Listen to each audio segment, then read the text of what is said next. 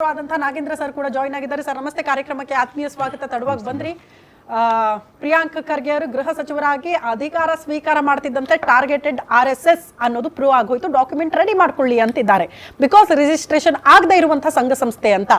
So first reaction ತಮ್ಮದು madam. ಇವತ್ತು ಕರ್ನಾಟಕದ ರಾಜ್ಯದ ರಾಜಕಾರಣದಲ್ಲಿ ಸನ್ಮಾನ್ಯ DK ಶಿವಕುಮಾರ್ ಅವರು ಪ್ರಮಾಣವಚನ ಸ್ವೀಕಾರ ಮಾಡಾದ್ಮೇಲೆ ಎಲ್ಲನೂ ಒಗ್ಗಟ್ಟಾಗಿ ತಗೊಂಡೋಗ್ಬೇಕನ್ನೋ ಒಂದು ಪ್ರತೀತಿನ ಇವತ್ತು ಅವ್ರು ತೋರಿಸ್ಕೊಟ್ಟಿದ್ದಾರೆ. ಇವತ್ತು BJP ಮಾಜಿ ಮುಖ್ಯಮಂತ್ರಿಗಳಿರ್ಬೋದು, JDS ಮಾಜಿ ಮುಖ್ಯಮಂತ್ರಿಗಳು ಮತ್ತು ಮಾಜಿ ಪ್ರಧಾನಮಂತ್ರಿಗಳಿರ್ಬೋದು, ಎಲ್ಲನೂ ಒಗ್ಗಟ್ಟಾಗಿ ತಗೊಂಡೋಗ್ಬೇಕು, ಸಮಗ್ರ ಕರ್ನಾಟಕ ಅಭಿವೃದ್ಧಿ ಆಗಬೇಕು ಅನ್ನೋ ಒಂದು ಉದ್ದೇಶದಿಂದ ಇವತ್ತು DK ಶಿವಕುಮಾರ್ ಆಪಾಲನೆ ಮಾಡ್ತಾಯಿದ್ರೆ, ಎಲ್ಲೋ ಒಂದು ಕಡೆ ಗೃಹ ಮಂತ್ರಿಗಳು ಉದ್ದೇಶಪೂರ್ವಕವಾಗಿ ಗೃಹ ಮಂತ್ರಿನೇ ಬೇಕು ಅಂತ ಇಲಾಖೆಗೆ ಬಂದಿರೋ ಉದ್ದೇಶ ನೋಡ್ತಾಯಿದ್ರೆ, ಇಲ್ಲಿ ಸಾಮರಸ್ಯವಾಗಿರಬೇಕು, ಶಾಂತಿಯ ತೋಟ ಅಂತ ಹೇಳೋದು ಇವರೇ, ಇವತ್ತು ಸಾಮರಸ್ಯಕ್ಕೆ ಬದುಕಬೇಕು ಅಂತ ಹೇಳೋದು ಇವರೇ, ಮತ್ತು ಇವತ್ತು ಒಂದು ಸಂಘ ಸಂಸ್ಥೆಗಳನ್ನ ಟಾರ್ಗೆಟ್ ಮಾಡ್ಕೊಂಡು ಹೋಗ್ತಾ ಇರೋದು ಇವರೇ. ಸಂಘ ಸಂಸ್ಥೆಯಿಂದ ಬರೀ RSS ಅಂತಲ್ಲ, ಕನ್ನಡ ಚಳುವಳಿ ಹೋರಾಟ ಇದೆ, ಏನು ದಲಿತ ಸಂಘಟನೆಗಳಿದ್ದಾವೆ, ಎಲ್ಲ ರೀತಿ ಸಂಘಟನೆಗಳಿದ್ದಾವೆ. ಈ ನೆಲದ ಕಾನೂನು ಎಲ್ಲ ಸಂಘಟನೆಗಳಿಗೂ ಒಂದೇ, ತಪ್ಪು ಮಾಡಿದ್ರೆ ಶಿಕ್ಷೆ ಆಗಲೇಬೇಕು, ಅದನ್ನು ಯಾರೂ ಬಿಡೋದಿಲ್ಲ, ಹೊರತುಪಡಿಸೋದಿಲ್ಲ.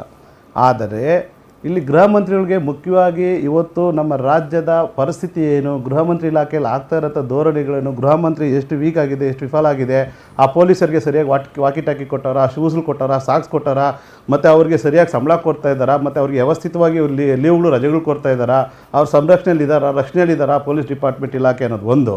ಎರಡನೇ ವಿಚಾರ ಬಂದೆ ಅಂದರೆ, ರಾಜ್ಯದಲ್ಲಿ ಆಗ್ತಾರಂಥ ಡ್ರಗ್ಸ್ ಮಾಫಿಯಾ ಇರ್ಬೋದು, ಮಹಿಳಾ ರಕ್ಷಣೆ ಇರ್ಬೋದು, ಮಹಿಳಾ ಮಿಸ್ಸಿಂಗ್ಸ್ ಇರ್ಬೋದು, ಮಕ್ಕಳು ಆಗ್ತಾರಂಥ ಅತ್ಯಾಚಾರಗಳಿರ್ಬೋದು, ಕ್ರಿಮಿನಲ್ ಕೇಸ್ಗಳಿರ್ಬೋದು, ಮತ್ತು ಇವತ್ತು ನಲ್ಪಾಡ್ ಮಾಡಿರೋಂಥ ಕ್ರಿಮಿನಲ್ ಕೇಸ್ಗೆ CBI ತನಿಖೆ ಕೊಟ್ಟು ಯಾಕೆ ಅರೆಸ್ಟ್ ಮಾಡೋಕ್ಕಾಗ್ತಾ ಇಲ್ಲ. ಸ್ವೀಕಾರ ಮಾಡಿ 48 ಗಂಟೆ ಒಳಗಡೆ ಒಂದು ಜೀವ ಬೆದರಿಕೆ ಹೋಗುತ್ತಂತೆ ಹೋಮ್ ಮಿನಿಸ್ಟರ್ಗೆ. ಆ ಕಾರಣಕ್ಕೆ ನೋಡಪ್ಪ, ನಾವು 48 ಗಂಟೆ ಆಯ್ತು, ಇನ್ನು ಅಧಿಕಾರ ಸ್ವೀಕಾರ ಮಾಡಿ ಆಲ್ರೆಡಿ ಭಯ ಶುರುವಾಗಿದೆಯಾ ನಿಮ್ಗಳಿಗೆ ಅಂತ. ಏನಾಗ್ತಾ ಇದೆ ಇಲಾಖೆಯಲ್ಲಿ ಅನ್ನೋದನ್ನ ತಿಳ್ಕೊಳ್ಳೋಕ್ಕೂ ಮುಂಚೆನೆ ಅವರಿಗೆ ಬೆದರಿಕೆಗಳು ಹೋಗುತ್ತೆ ಅಂದ್ರೆ ಆಬ್ವಿಯಸ್ಲಿ ಅವ್ರು ಮಾತಾಡೋದು. ಈಗ ಆ ಥರ ಬೆದರಿಕೆ ಇದ್ರೆ, ಇವತ್ತು ನಾವು ಅಡ್ವಾನ್ಸ್ ಟೆಕ್ನಾಲಜಿ ಇದ್ದೀವಿ, ಎಲ್ಲಿ ಬೇಕಾದ್ರೂ 24 ಗಂಟೆಯಲ್ಲಿ ಹಿಡಿದುವನ್ನು ಬಂಧಿಸೋಂಥ ಎಲ್ಲ ವ್ಯವಸ್ಥಿತ ಇವತ್ತು ನಮ್ಮ ರಾಜ್ಯದಲ್ಲಿದೆ, ದೇಶದಲ್ಲಿದೆ, ಟೆಕ್ನಾಲಜಿ ಇದೆ, ಇವತ್ತು ಗುಪ್ತಚರ ಇಲಾಖೆ ಇದೆ. ಈ ರೀತಿ ಎಲ್ಲ ಇಲಾಖೆಗಳಿದ್ದಾಗ ಮತ್ತು ಇವ್ರಿಗೆ ಒಂದು ಬಂದಿದೆ ಅಂತ ಬೆದರಿಕೆ ಕರೆ ಬಂದಿದ್ದಾಗ ಕೂಡಲೇ ಅವ್ರನ್ನ ಅರೆಸ್ಟ್ ಮಾಡಿ, ಯಾರು ಒಬ್ಬಾದರೂ ಅರೆಸ್ಟ್ ಮಾಡಬೇಡಿ, ವಿರೋಧ ಹೋಗ್ತಾ ಇರೋರು ಯಾರು. ಆದರೆ ಗೃಹ ಮಂತ್ರಿಯವರು ನೈಜವಾಗಿ 3 ವರ್ಷದಿಂದ ಇವತ್ತು ಆಗಿರೋದು ರಾಜ್ಯದಲ್ಲಿ ಬರೀ ಒಂದು ಡ್ರಗ್ಸ್ ಮಾಫಿಯಾ ನಡೆದಿದೆ, ಮಹಿಳಾ ಮಿಸ್ಸಿಂಗ್ ಆಗಿದೆ, ಮತ್ತು ಏನು ಇವತ್ತು ಅವ್ರು ಹೇಳ್ದಂಗೆ ಪಾರ್ಲರ್ಗಳು ಇವತ್ತು ತಲೆ ಎತ್ತಿದ್ದಾವೆ. ಇವತ್ತು ರಾಜ್ಯದಲ್ಲಿ ಹಗಲು ದರೋಡೆಗಳಾಗ್ತಾ ಇದ್ದಾವೆ, ಬ್ಯಾಂಕ್ ದರೋಡೆಗಳಾಗ್ತಾ ಇದ್ದಾವೆ, ಇವತ್ತು ಬರೀ ಕ್ರಿಮಿನಲ್ ರಾಜ್ಯದಲ್ಲಿ ನಡೀತಿದೆ.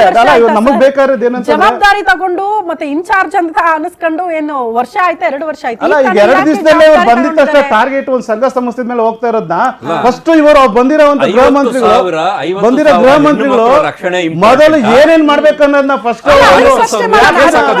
ಅದನ್ನ ಪ್ರಶ್ನೆ ಮಾಡೋಣ. ಸರ್ ಹೇಳ್ತಾ ಇರೋದ್ರಲ್ಲಿ ಅರ್ಥ ಇದೆ.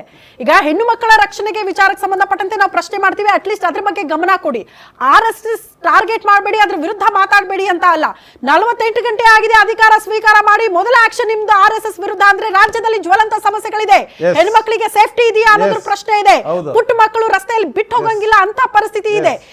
ಸಿಕ್ಕಾಪಟ್ಟೆ ಅತ್ಯಾಚಾರ ಕೇಸ್ಗಳು, ರಾಬರಿ ಪ್ರಕರಣಗಳು ಜಾಸ್ತಿ ಆಗ್ತಾ ಇದೆ. ಅಟ್ಲೀಸ್ಟ್ ಅದ್ರ ಬಗ್ಗೆ ಗಮನ ಕೊಡೋದು ಬಿಟ್ಟು ನೀವು ನೇರವಾಗಿ 48 ಗಂಟೆಯಲ್ಲಿ RSS ಅನ್ನ ಟಾರ್ಗೆಟ್ ಮಾಡ್ತೀರಿ ಅಂದ್ರೆ ಏನ್ ಸರ್? ಒಪ್ಕೊಳ್ತಾರ ರಾಜ್ಯದ ಜನ ಇದನ್ನ ಅಂತ? 48 ಗಂಟೆಯಲ್ಲಿ ಅವರಿಗೆ